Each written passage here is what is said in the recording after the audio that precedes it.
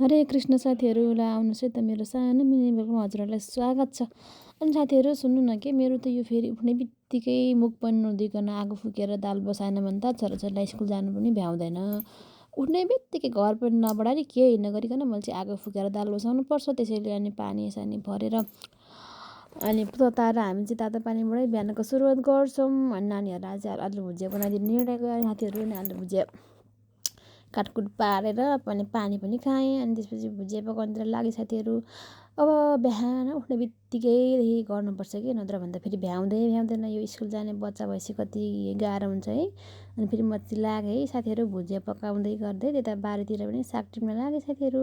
अब साग पनि खानु पऱ्यो नि त। भुजिया त केटाकेटीलाई मात्रै हो, ठुलो मान्छेलाई त भुजिया चल्दैन। अनि साग पकाउनु पऱ्यो अनि आफूलाई चाहिँ आमा बुवालाई अनि साग टिपेर ल्याएँ साथीहरू। अनि साग चाहिँ आमाले केलाउन थाल्नुभयो। म चाहिँ आमाले क्रासिस धोइधाइ गरेर प्राकप्रुक्क पकाएँ फेरि एल्ला दिदीको पाराले।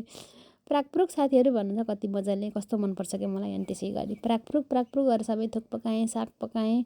अनि फेरि तामा पनि पकाएँ साथीहरू। तामा चाहिँ मेरो आज सिम्पल पकाएको छु है, आलु नहालिकन। आलु चाहिँ गुलियो छ कि पुरानो आलु, त्यही भएर हाल्नै मन लाग्दैन। बरु आलु नहाली मिठो हुन्छ भनेर आलु चाहिँ नहाली पकाउने निर्णय गरेँ साथीहरू। अनि खानासाना सबै पकाइसकेर नानीहरूलाई खाना खुवाएँ साथीहरू। नानीहरूलाई खाना खुवाउने बित्तिकै फेरि म पनि खाना खान्छु कि आमा भरे 10-11 बजे खान्छ। म पनि गम खाना खाएँ साथीहरू।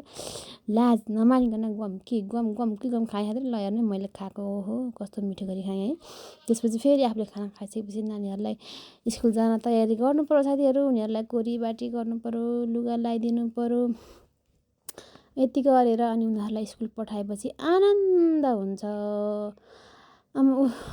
कोरीबाटी गरेर आज चाहिँ फोन हेर्दै गएर कपाल गर्दै झगडा गरेन। अनि नानीहरूलाई स्कुल पुऱ्याउनुतिर लागेँ साथीहरू। म बसमा छोड्न अनि छोरीहरूलाई स्कुल पुऱ्याएर आएर फेरि मेरो घरको कामतिर लागेँ साथीहरू। घरको काम चाहिँ यस्तै हो यी। आज फ्रिज सफा गर्नु थियो क्या, हिजो लुगा धेरै धोएको नि त, आज लुगा धुनु थिएन। अनि फ्रिज सफा गरेर घरको काम फेरि किचनको काम कहिले सकिँदैन हौ। भाँडाकुँडा धुनु बढार्नु भन्नु मात्रै घरको काम है तर देख्दैन केही गरेको है।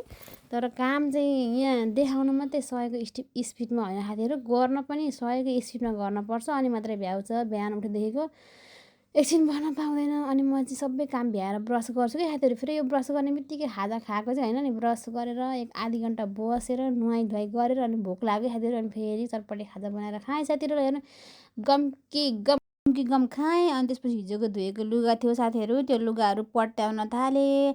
अनि आजको चाहिँ मेरो मिनी भ्लग भ्यायो साथीहरू। कस्तो लाग्यो कृपया कमेन्ट गर्नु ल। By by.